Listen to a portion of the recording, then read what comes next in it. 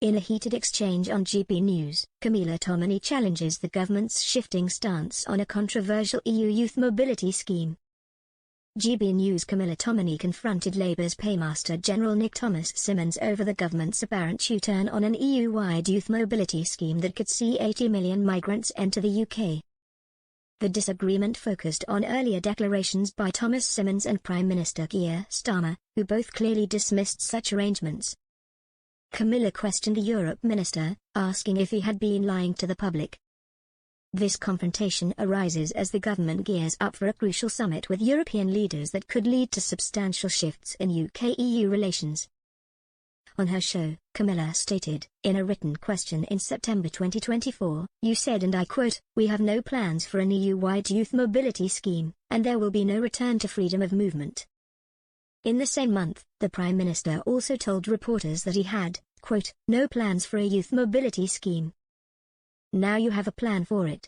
So, were you lying? Thomas Symonds replied, "We would be open to sensible EU proposals. I've been saying that for some months, but firstly, we will not return to freedom of movement. Secondly, any proposal must be consistent with the government's approach outlined in the Migration White Paper last week, which is focused on reducing net migration. Net migration has been too high. People have been telling us this on the doorsteps. It quadrupled between 2019 and 2023 to just under 1 million. This government is committed to bringing that number down, and that is exactly what we will do," he finished. Camila responded, "But it is a form of free movement, isn't it? It's the free movement of European students. And you had ruled it out in September." The Europe minister responded, "It isn't freedom of movement. We have 13 existing youth mobility schemes. We've got a youth mobility scheme with Uruguay, for example. Nobody suggests we've got freedom of movement with Uruguay. I've said it is to be smart, it has to be controlled. That absolutely isn't freedom of movement.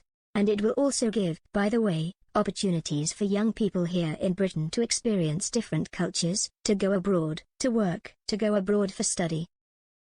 Last week Labour announced they were seeking to cut net migration, as they released white paper outlining their move to lower the rate of legal immigrants coming into the UK.